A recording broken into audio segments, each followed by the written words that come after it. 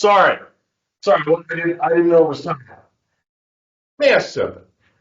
Did you guys feel welcome when you saw me standing there fiddling with my phone? Did that make you feel really excited to be a part of this webinar? Or were you sitting there thinking, I really shouldn't be here? This is one of the biggest mistakes I see in the trade show business. I go to trade shows all the time. Just went to the world's biggest automotive aftermarket show, SEMA, about a month ago in Las Vegas. I can't tell you how many times I was walking the show and I'd see this great exhibit and I would look over and there are the people standing there fiddling with their phones. When you see somebody fiddling with the phone, it doesn't make you feel welcome. It doesn't make you excited to walk in and engage people. And that's one of the biggest mistakes I see in the trade show world. You know, success at a trade show in generating leads and generating ROI and whatever it is you're trying to do is really a combination of two things. You need a great exhibit like they sell here at E3, and you need people skills. And that's what we're going to focus on today, is combining the people with the exhibit space to create an opportunity for you to generate ROI. Hi, I'm Troy Harris. I'm the Sales Navigator. I'm really excited to be here working with E3 XPS, the leaders in trade show exhibit spaces, to present this webinar from the booth to the bottom line, trade show selling strategies to maximize your ROI. And tell you a little bit about myself, and then I'm going to tell you a little bit about my co-presenter today. My co-presenter is, need to click on the presentation there real quick. It's not okay. You're gonna have to flip the slides somehow. I apologize. There's always technical difficulties. Okay. Sorry about that. I'm Troy Harrison. I'm the Sales Navigator, and I am a sales coach, trainer, and consultant. I've been in business now for 20 years. 2004 is my 20th anniversary, and I'm working with Kayla Bance of E3 XPS. Kayla Bance is the director of sales here, and she has been working with companies in the trade show space for years. Kayla, tell them a little bit about yourself. Troy, really excited to have you here today. I have been with E3 for about 5 years now, and in the last 5 years, trade shows have really just developed into my absolute passion. It's so fun to be able to help clients get to the final solution and then also get to see their reactions once they see it in person. So we're really excited to go through this webinar. Troy's got some awesome information to share, and I hope you guys like it. Okay, so we're going to have fun today, but I want to start you off with one of the least fun things about a trade show, and that is, according to a national survey, only 6% of exhibitors are confident that they are going to generate ROI from a trade show. That is a terrible statistic. That means that whenever you go to a trade show, look at all the money that's been spent on exhibits, on people, on travel, on all the ancillary costs of putting that on. Only 6% of the people are confident that they're going to make money out of that investment. 94 are walking in and they're just rolling the dice. They're hoping. What our objective is today is to take you, if you're in the 94%, we want to take you out of the 94%, put you in the 6%. Here's the good news. Converting a trade show lead is 38% less expensive than relying on sales calls alone. We're all focused on cost of sales nowadays, right? Well,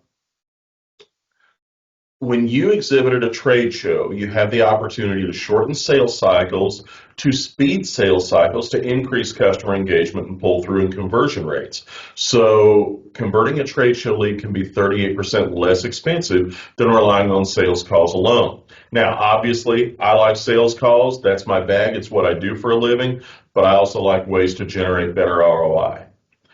83% of exhibitors say that when they go to a trade show, their main objective is to find new customers and to generate new leads.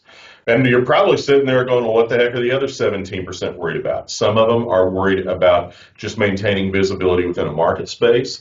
Some trade show exhibitors go there mostly to foster relationships with their current customers. As a matter of fact, one of the things that surprises me about this statistic is that it is so slanted towards generating new leads as opposed to fostering relationships with current customers. For a lot of you, especially if you sell nationally or even worldwide, there are times when a trade show or convention is the only space that you and a lot of your customers are going to be in the same place. One of the big mistakes I see is that a lot of companies tend to not really think much about fostering relationships with current customers. They're all about getting new ones. We'll talk about some strategies on how to do that. Here's the best news. 91% of trade show attendees, the people walking the show, 91% of those say that the biggest reason they're there is to find new products, new services, and new ideas to help them run their business or have a better quality of life. That's pretty cool. That means out of every 100 people that walk by your booth, 91% of them are looking maybe for what you have to sell. That's a target-rich opportunity, and that's why trade shows have come roaring back. There have been 2 times in my career where I have heard that trade shows are going away. Back in around 2007 to 2009, virtual trade shows became a big fad, and they said this was going to replace trade shows. Trade shows are more expensive, but we can create an environment where people can sit down at their computer and simulate the experience of a trade show, and it's going to kill the live trade show business. What did it do? Not very much, because part of the point of a trade show is that personal interaction. Of course, the second one was more recent, and that was during COVID when trade shows shut down for over a year in most cases. And what we've seen, especially in 2022 to 2024, is that trade shows come roaring back because we're human beings. We crave that personal interaction. And some of that personal interaction can only be had at a trade show. So what that says is that trade shows are a really viable way of both generating new customers and fostering relationships with current customers.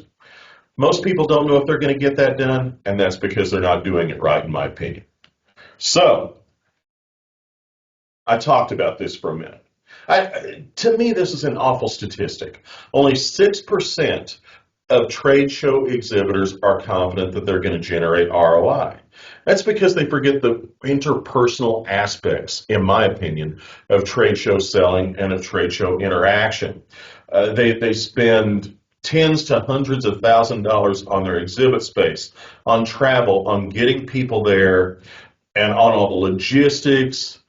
They spend 5 minutes on preparing their people for what to do. They spend 10 minutes on game planning. They probably spend 10 minutes on after action review. Then they can't figure out why they're getting done what they need to get done.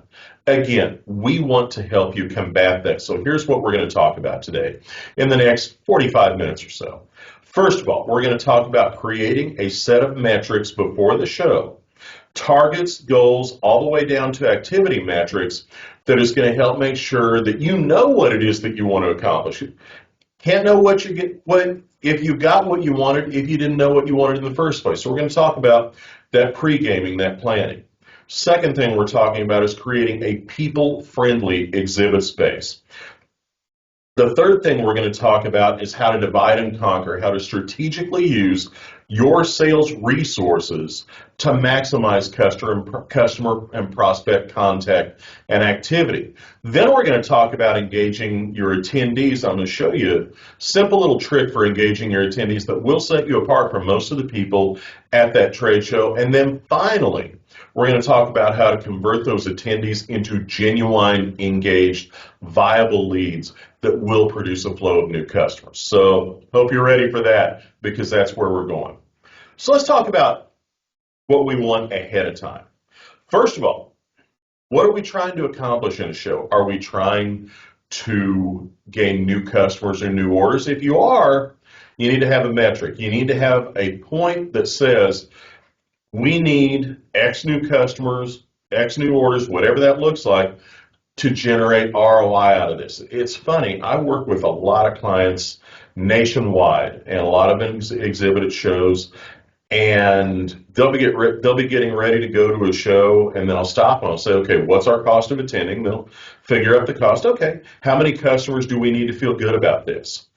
And it's not just the dollar cost. You've also got to figure in your opportunity cost of taking your people out in the field. Let's say you've got a 3-day show. You're probably going to have your people traveling or en route probably for 5 days. What's the opportunity cost of pulling those people out of the field? Stack that onto the actual physical dollar costs of attending that show. There's your break even point. Now you can back into understanding how many new customers, how many orders that you need from that show. And remember, depending on your sales cycle, you may not know for sure whether you've got actual dollar-to-dollar ROI for 6 months to a year. Heck, I've got a client that's getting ready to exhibit at a show next year. Their sales cycle is 2 years. They're not really going to know for sure until 2027 whether or not they got the ROI out of that. But you can always back into that.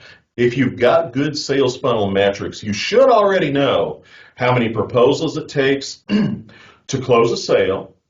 You should already know how many discovery and presentations it takes to get to a viable proposal and how many leads it takes to get that discovery and presentation appointment. So you can always work backwards and figure out how many qualified leads is going to give you ROI, even if you've got a very long sales cycle. You know, let's use some really simple numbers, okay, just to give you an idea of how this works. Let's say that you have a 50% closing ratio for proposals. Well, that means you need 2 proposals to make 1 sale. Let's say, again, 50% of your discovery and presentations result in a proposal. Well, that means you need 2 discovery presentations to get a proposal, or you need 4 of those appointments to get 1 sale. And let's say you've got a 4-to-1 ratio on leads coming in to discovery and presentation appointments. Well, okay, now we're going to multiply that out. That means every 16 leads on the average results in a sale. So if you need, let's say, 10 sales to create ROI from a show, that means you better go home with 160 qualified leads.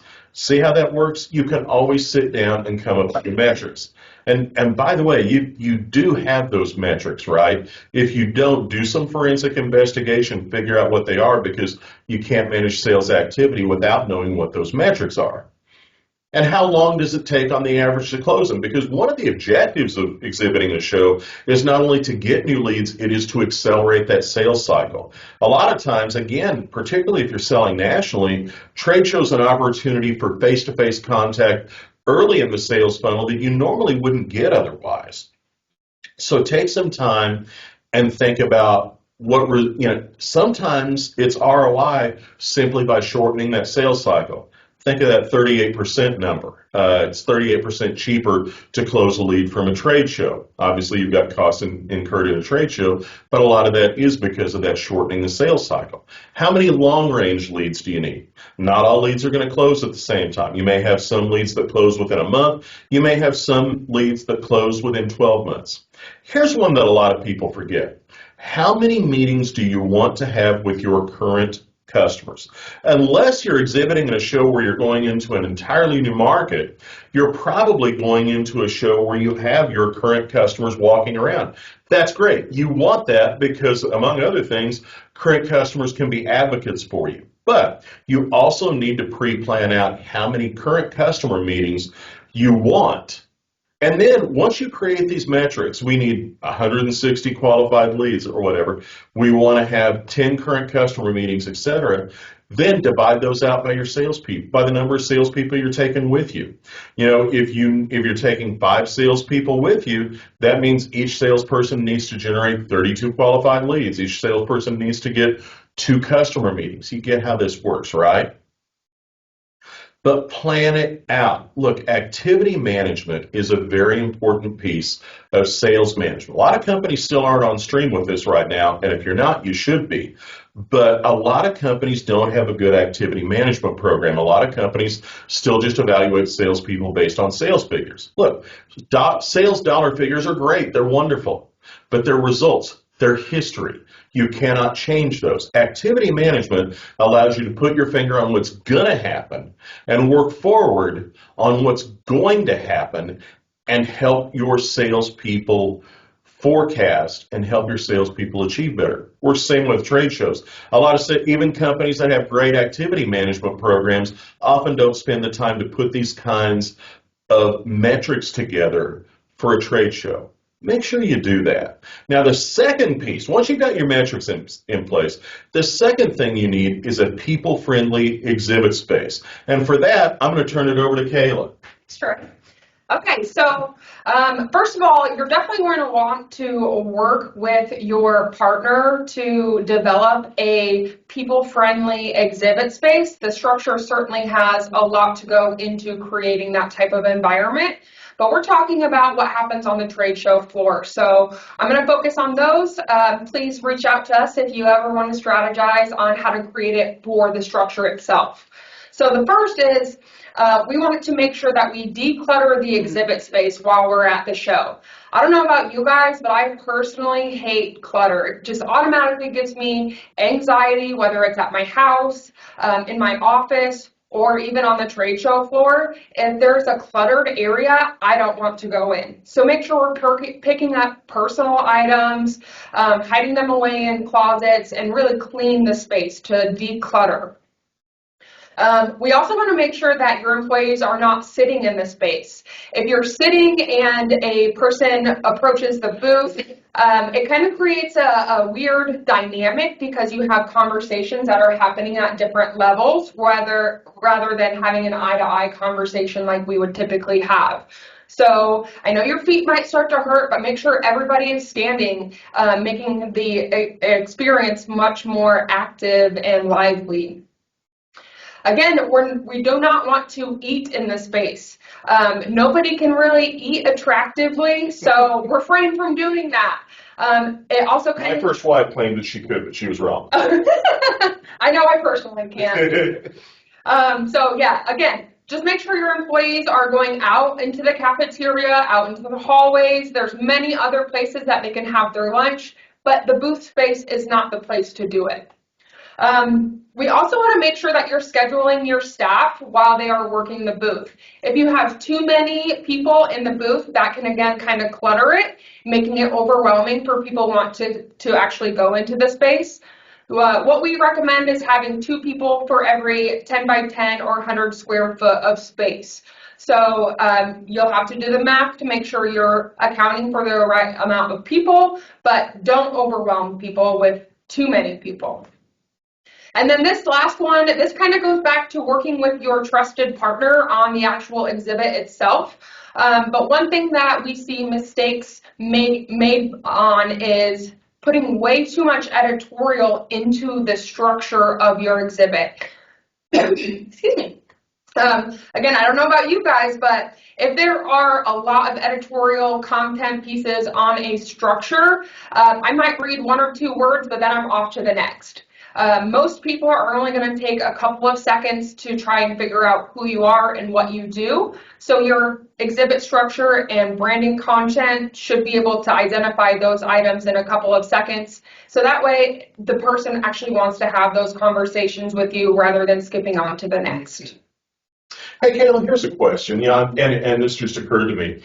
We're talking about clutter. Now, I've actually seen people trip over backpacks in booths, but on a larger space, say a 20 by 20, would you recommend that they have some space that is kind of off limits to attendees? Yeah. Maybe for somebody to duck into, make a phone call, stick a backpack in, that kind of thing? Absolutely. I have a lot of clients that will have a closet of some sort in their booth, and that's where we kind of direct them to have phone conversations, to have allow people to actually sit down if they absolutely cannot find a space outside of the exhibit.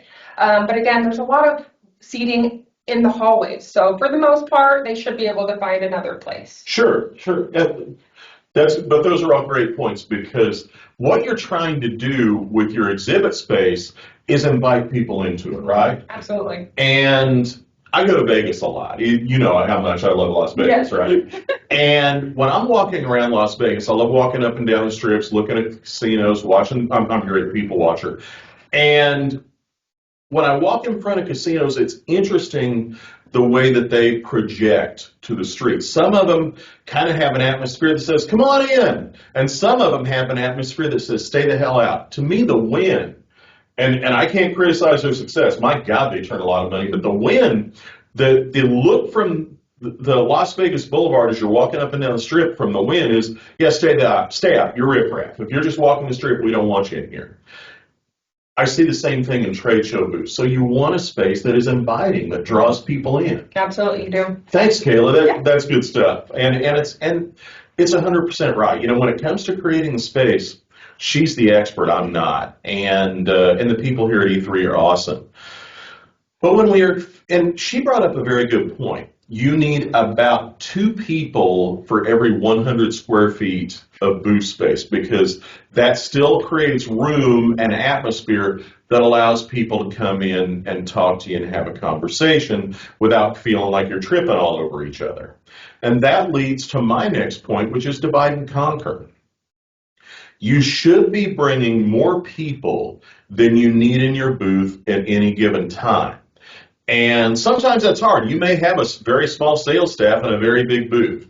But let's assume for a moment it's not that way. You should have enough people that not all of your staff needs to be in the booth all the time. Because let me tell you something, especially on a multi-day show.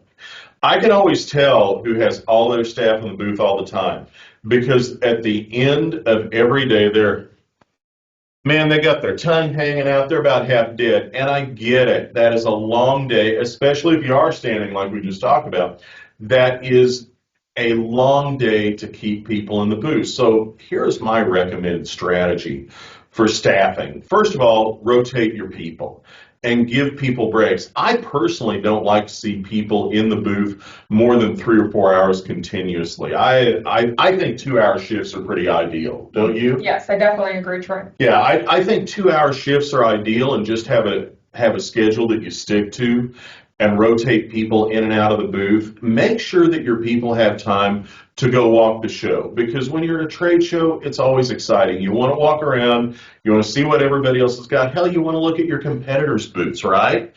And if you don't schedule yourself in such a way that you have time to do that, your people aren't going to be as motivated and as engaged as they would be otherwise. Here's something else. I had one of my clients tell me this several years ago, and I got it works. I have a client that requires their salespeople to stay away from the trade show and the trade show floor for at least 2 hours every day.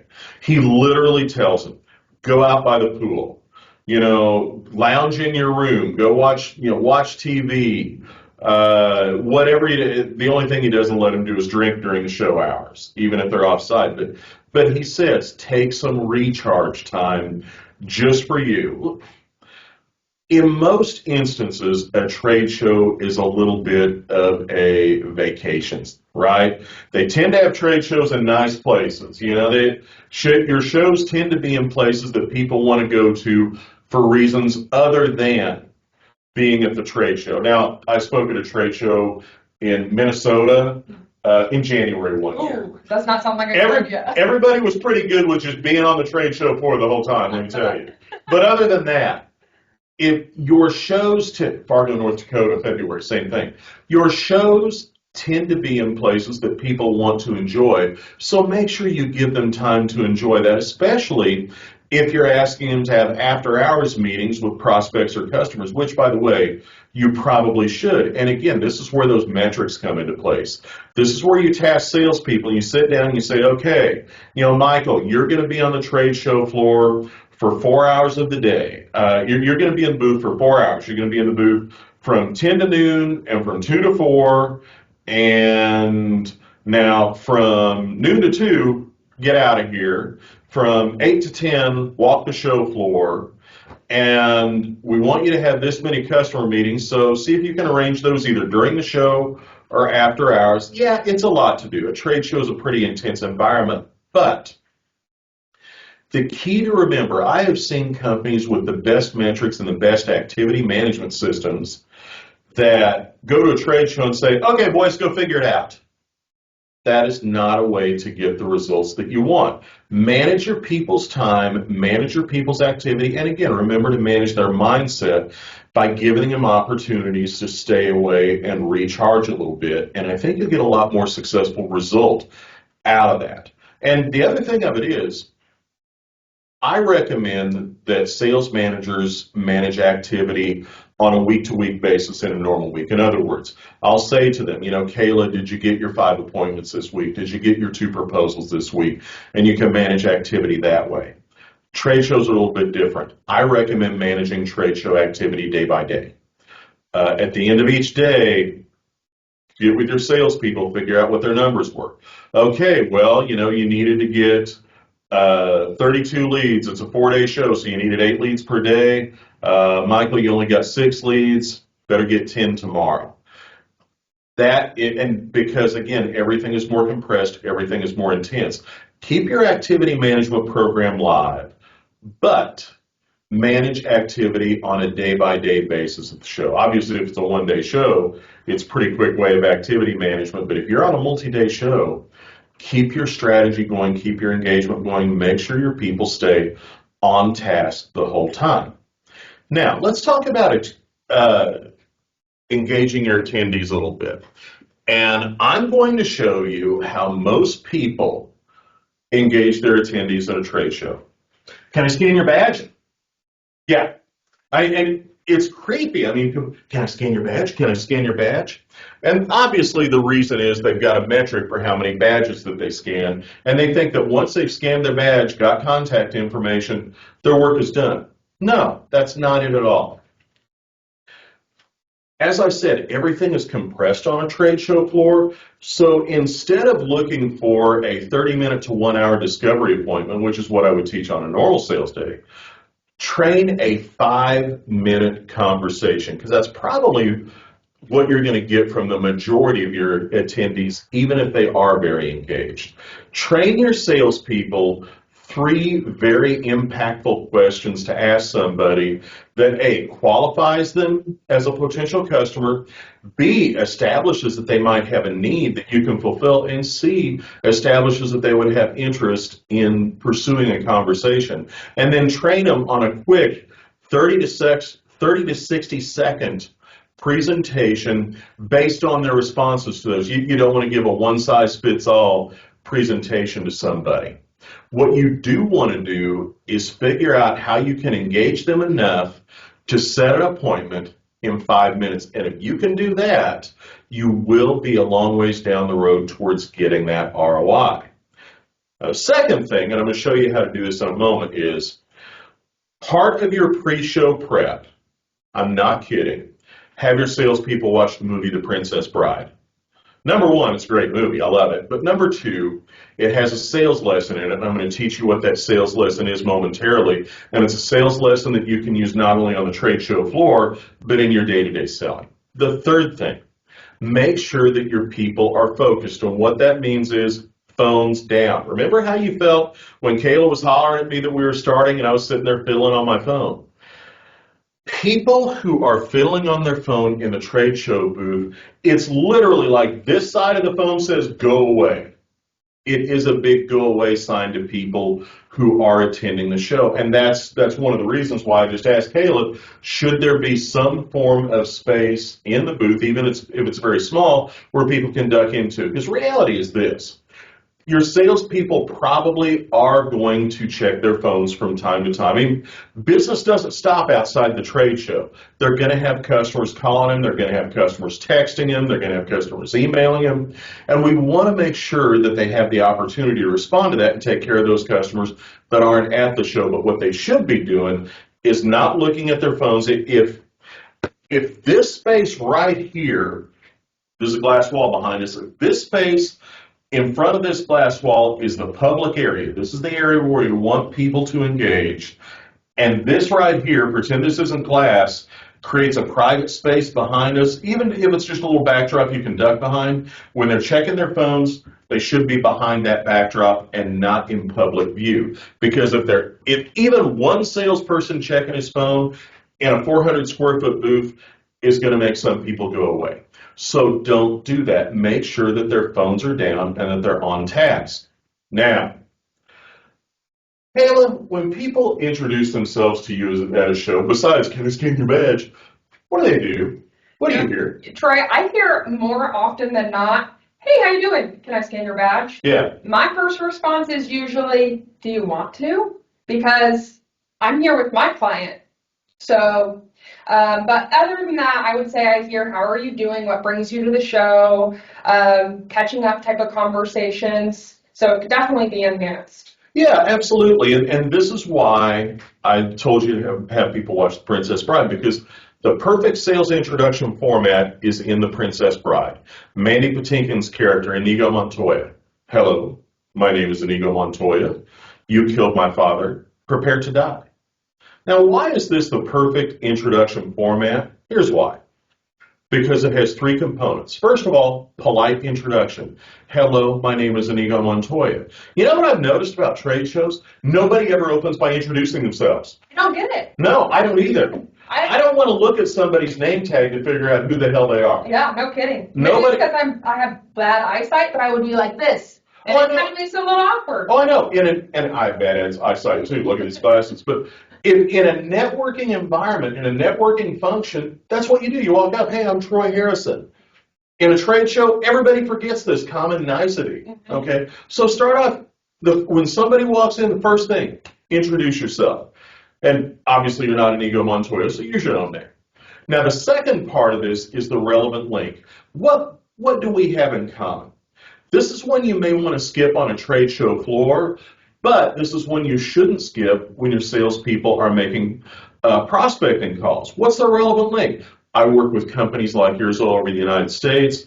I've worked with your industry for years. I actually work with a neighbor of yours. Something that bonds you two together can be, I saw on LinkedIn that you did this, that we have in common. Anything that is a statement of commonality. Here's what bonds us. Then the third is set expectations. And I'm going to assume prepare to die is not an expectation that they want to do. So what should you be expecting? Well, here's how I can help you. For instance, when I introduce myself at a convention at trade shows, I say, hi, I'm Troy Harrison, the sales navigator, and I help my clients navigate the elements of sales on their journey to sales success. How do you help your customers?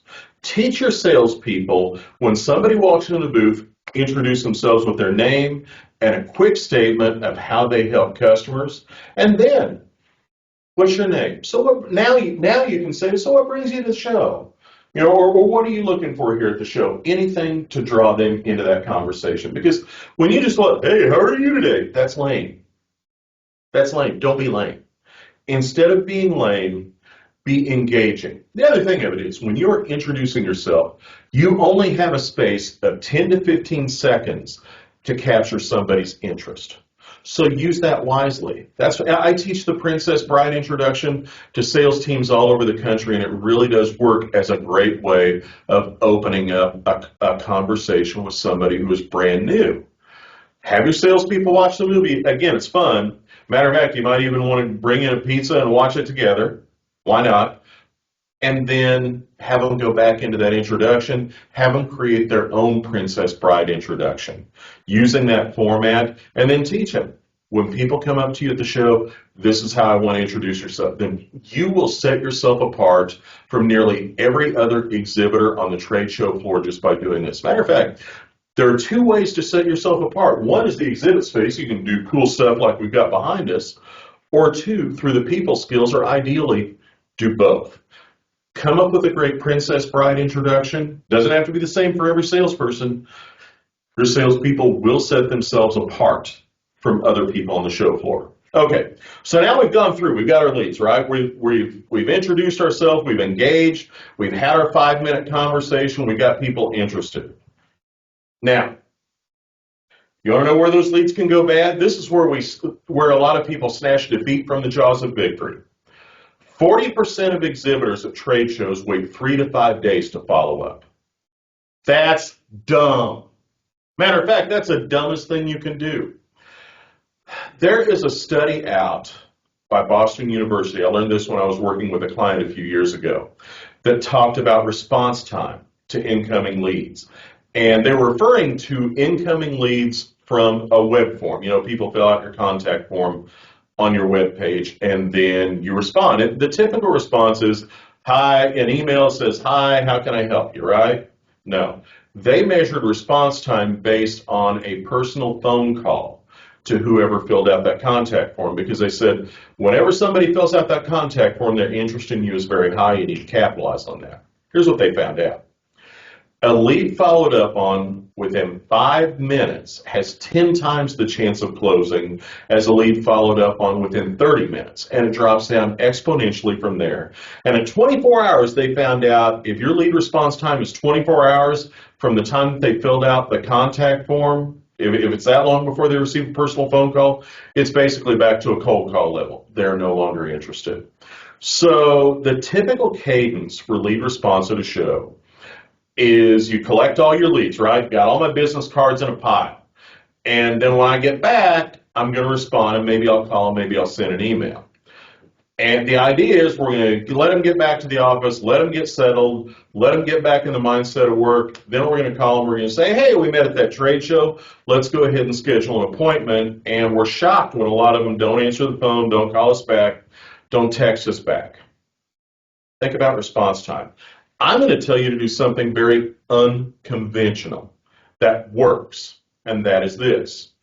Respond same day. As a matter of fact, unless you catch that lead within the last hour of the show, respond while the show is still going on.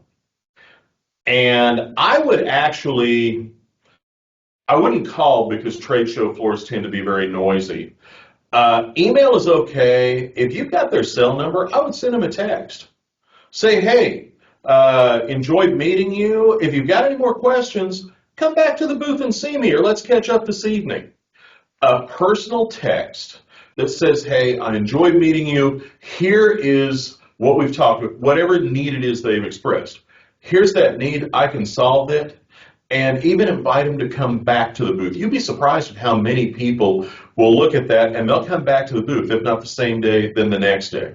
What I have discovered, both in my own work and for my clients' work, is conversion rate from a lead goes up significantly. I've not done enough to put numbers to it, but conversion rate from leads goes up significantly if you respond same day. Is it a little bit harder? Yeah, sometimes. Does it require you to go behind this barrier here? Again, pretend it's a barrier. Work with me. But does it require you to go behind this barrier, pull out your phone and send a text? Yep, you darn right it does. Is it worth the effort? Yes, because every new lead that you generate has a better opportunity of making a sale. So again, and everybody else they talk to is going to do exactly what it says on the screen. They're going to wait 3 to 5 days. They're going to wait until the show's over. Okay, everybody's settled. Now we can get back with them. Now, differentiate yourself. There's a subliminal message, too, about speed of response from a lead, and that is this. People assume that if you respond quickly from a lead, you're going to respond quickly if they have a service issue. So speed of response implies speed and responsiveness once we're actually doing business as well. And one of the biggest complaints customers have is that my vendors aren't responsive to us. So be quick on following up on leads, and I think that you will benefit from that. And now I'd like to open the floor for any questions that you might have. So if you've got a question, and I apologize, I meant to tell you at the beginning, type questions into the chat room as we go. But if you have any questions, put them into the chat room, and Kayla or I, or both of us, will answer them. Michael, any questions thus far? Not yet. Okay.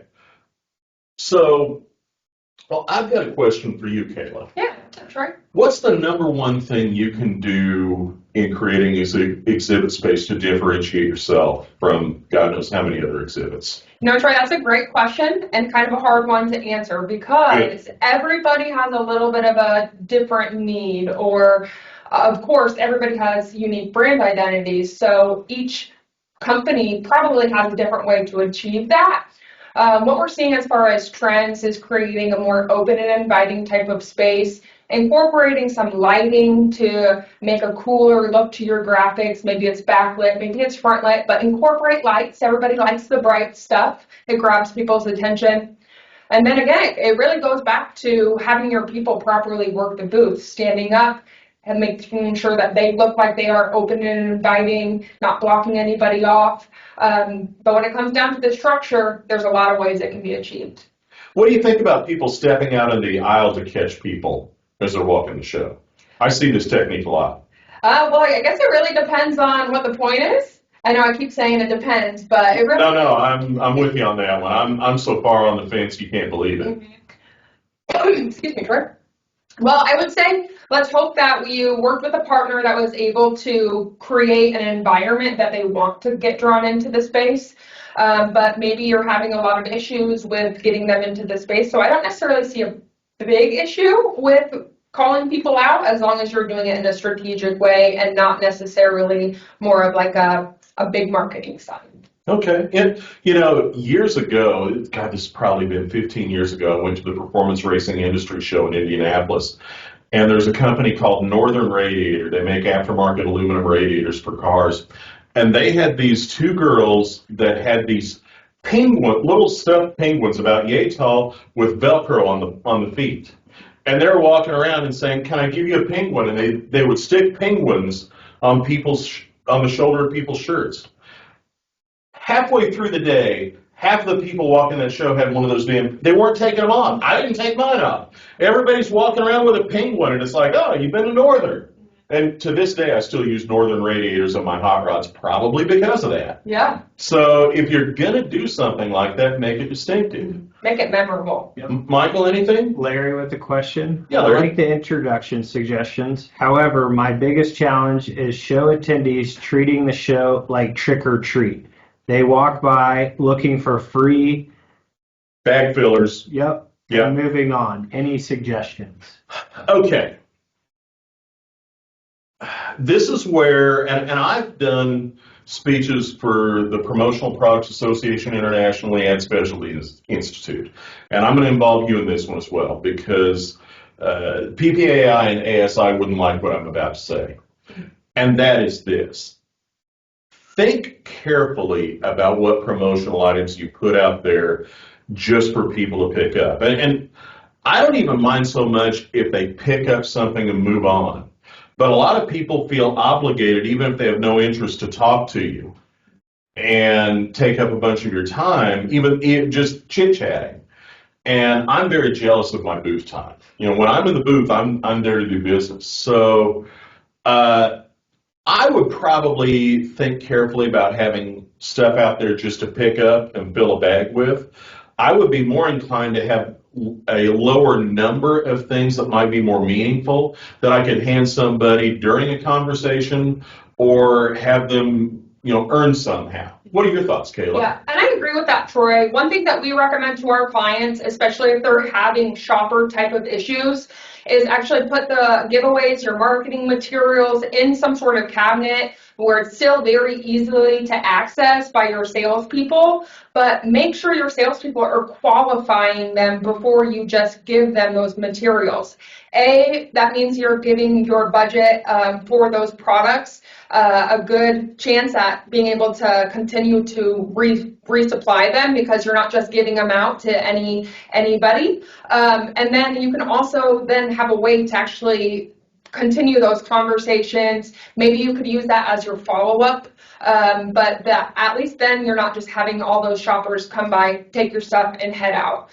Just qualify them while they're in the booth, then give them a giveaway, then give them your marketing materials.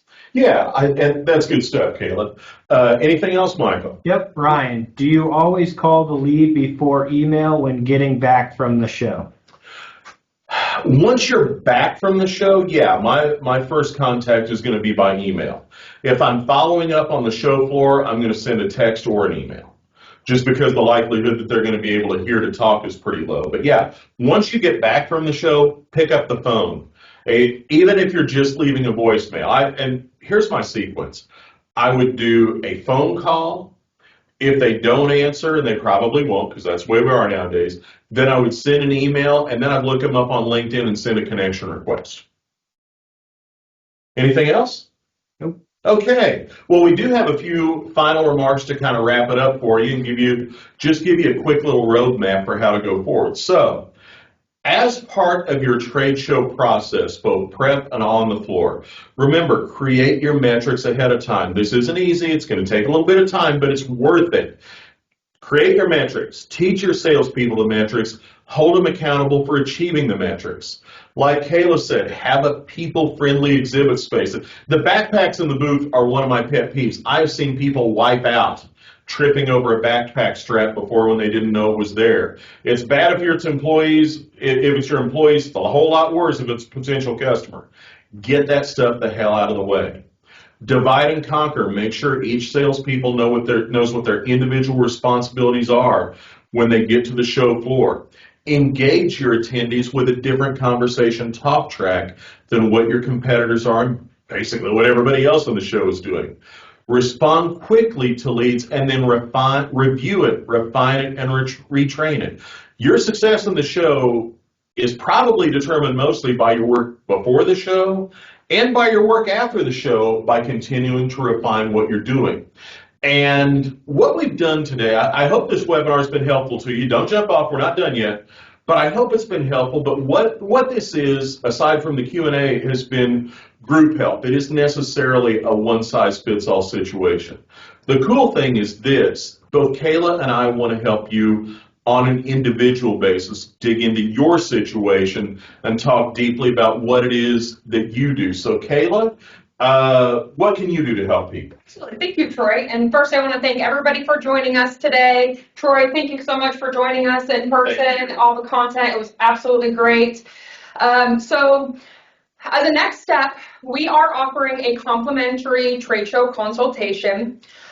When you are joining a webinar, they're really great information, but like Troy said, it is group help. And it's very important to remember that each brand has its own unique brand identity. And therefore, we should also be reviewing our trade show program on an individual level. This is going to help you ensure that any solutions we recommend are tailored to your specific needs and goals. So as a next step, like I mentioned, we are going to be offering a complimentary trade show consultation with our marketing consultants here at E3. During this consultation, we will review your program, discuss your brand identity to get a better understanding of who you are, and then collaborate with you on some solutions and recommendations designed specifically around your goals and needs for the show and your program. We'll also give you a tour, whether it's in person or virtual. So if you are interested in that complimentary consultation, please drop your name and email into the chat box, and I will connect you with a marketing consultant to schedule a time that works for you to do your complimentary consultation. Yeah, and when you drop your name in there, go ahead and put E3 or Kayla on that, because I want to help you as well. I want to help you with your sales program. And this is, again, complimentary help from me. I have a program that I call the Sales Strategy Review. And the Sales Strategy Review is your opportunity to access my expertise and get some free advice about your sales program in a one-on-one environment. We'll go over your goals, your strategy, your metrics. I'll help you walk through some of those metrics if you don't already have them. We'll talk about your staffing, your compensation. I'll give you advice on your comp program, that kind of thing, your incentive. And we'll talk about your tech stack and tools. I'll give you some advice on tech that I think would work for you. Again, this is individual. This is not one size fits all. And the help from me happens, I give at least 2 to 3 recommendations that you can use to take to make money, even if you never spend a dime with me. If you do decide you want to work with me, that's a separate conversation. This is to help you on an individual one-on-one basis. And by the way, if you have an issue that's a burr under your saddle that you're really struggling with, we can throw out my format and focus on exactly what you want. We can even focus on an upcoming show that you want to attend and how to plan for it. This is about you. This is about your company. It's about your sales program. So if you would like that, put your name in there and just put Troy on it. Or you can put both if you want to talk to both of us. We both love to help you out. I encourage everyone to take me up on this. I love doing these, and I want to do as many of these as possible. So go ahead. I want to second that, Troy. I would highly recommend exploring Troy. He is absolutely great to work with. He's very informative, and he makes it fun. So highly recommended, and hope that you do utilize this opportunity. Thank you very much, Kayla. Guys, thank you so much for being on this webinar. I hope it's been helpful to you. Kayla, everybody with E3, thank you very much for being here. I've been working with E3 for, God, going on 18 years now. You're one of my oldest clients, and I enjoy every time I come over here. They're great people. They do great work. So with that, thank you very much. One more second. We got one more question. Yeah. Oh, we do. One more question. Yep. Regarding your post-show email follow-ups, are attachments red flags to open and getting caught up in spam? Yes, they are. No attachments. Yeah, you have all the opportunity in the world to send them an attachment if they engage with you. But if you send an attachment right out of the gate, it can get caught up in spam, or they can just not open it because they see the attachment there. Good question. All right. Thanks, guys. Thank you very much.